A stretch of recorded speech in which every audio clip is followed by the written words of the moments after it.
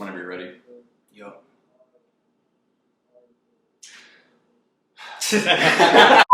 Welcome to another episode of Films and Slims. I'm Carl, this is Robbie, where we sit down and we eat chicken and talk about movies, sharing opinions that no one really cares about while eating food. On today's episode, the only good movie to cover half a book since Harry Potter and the Deathly Hallows. Robbie, would you mind giving us a little introduction into the film?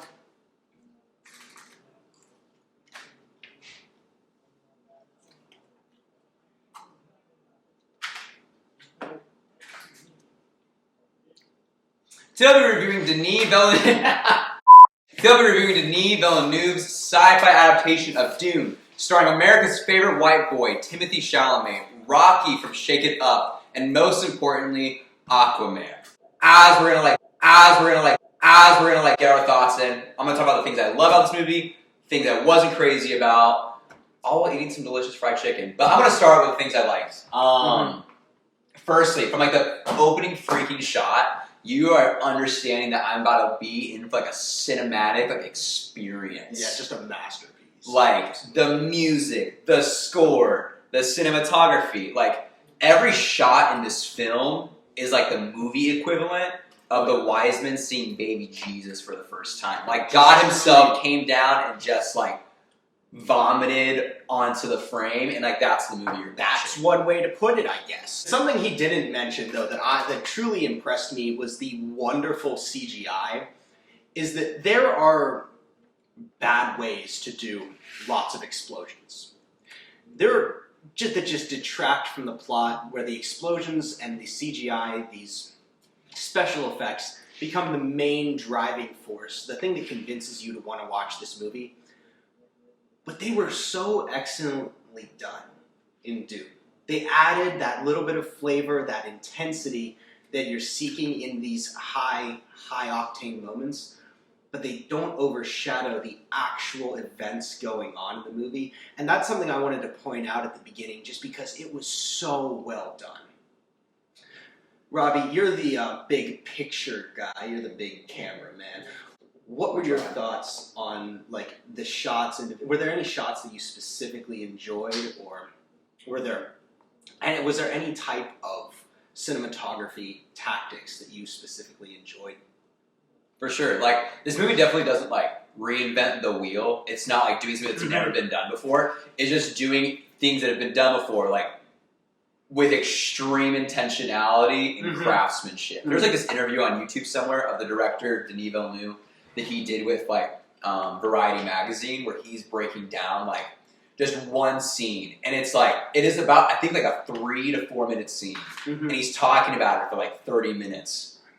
Like every shot, there's little details here where he was like, we wanted to think about the details of these things, the details here, and just like to create this world that you just get like engulfed in. And so like while like the visuals and the details and the craftsmanship behind that were like super good, like I think the driving force for this movie is like the characters. Like I said earlier, this movie starring Timothée Chalamet as Paul Atreides. He is a young man who is pretty much like the prince of this royal family. They've inherited this planet by the decree of the emperor of the Dune galaxy.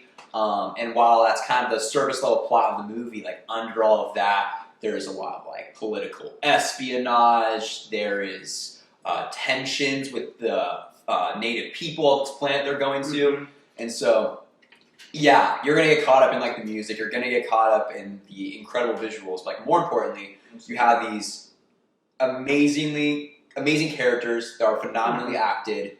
And those are just the backdrop for this big sci-fi world that you're just going to get like super wrapped up in. Yeah, and even then, like you mentioned these plots, is that's something that you do tend to miss in the movie. Take two. I felt it going, and I was just like. Approximately 10 hours later. We may keep that in. It was good. Please do. I probably will. That's wonderful. It's probably just either really disgusting or it's going to be really funny. Truly, this character development is something to be absolutely infatuated by. Honestly, the way that they portray Paul as this immature, yet still more than capable young man as he grows into who Herbert portrays him in the second half of the narrative is just true. It's an artistic masterpiece. It really is. They never explicitly say how he's growing, but the ways that he carries himself, the ways that the shots, I guess, frame his character, they really do convey a type of growth that's very difficult to convey, yet done very well.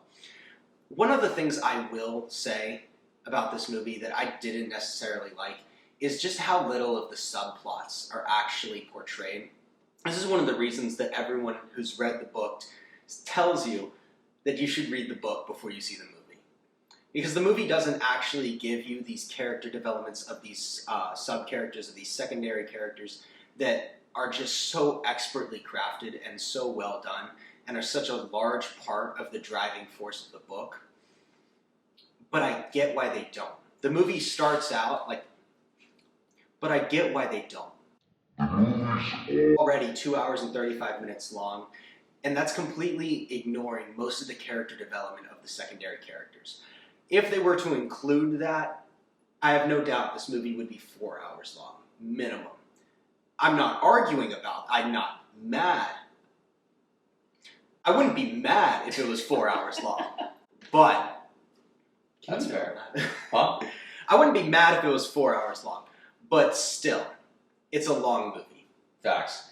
And I have more thoughts to say on what you just said, but before we continue that, Carl, what's the go-to Sun chicken sauce? Oh, mango habanero, absolutely. Get it with the mac and cheese. I'm more of a honey mustard guy, but I'm gonna agree on the mac and cheese though. Yeah, the mac and cheese really balances. The mango habanero is wild. It's fairly spicy, but the mac and cheese balances it out, tones it down. It's just a wonderful experience with the mango habanero. Not only do you get hot takes on movies, you also get just riveting food critiques on this show. You're welcome. But to respond to what you said specifically, that was one of the only minor complaints that I had was that this movie was marketed as a full movie, a full story. Yeah. This is Dune Part 1. The opening title screen said exactly that. Dune Part 1. Yeah. And so if you were going in expecting a full movie, you're not going to get that. You are getting Act 1 of a 3-act structure probably. So that's you're sitting down to watch the Lord of the Rings movies. You're wanting to binge all 3 right away. And you're stopped at Fellowship of the Ring. You're that was so good. I want more. But unfortunately, you don't get more. So even though that's a critique that I would left the theater wanting more of the story. If anything, that's just a compliment to the director and the writer and the actors. They made a movie so good that I just want the second one right away.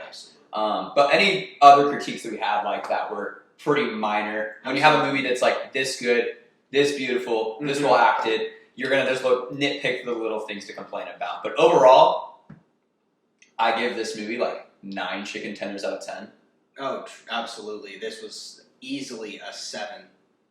A solid 7 out of 6. Just great, wonderful all around. Well, there you go, folks. Thank you for watching another episode of Films and Slims. This has been Carl and Robbie. We'll catch you on the next one. That was actually a much better take. I like that second one a lot more.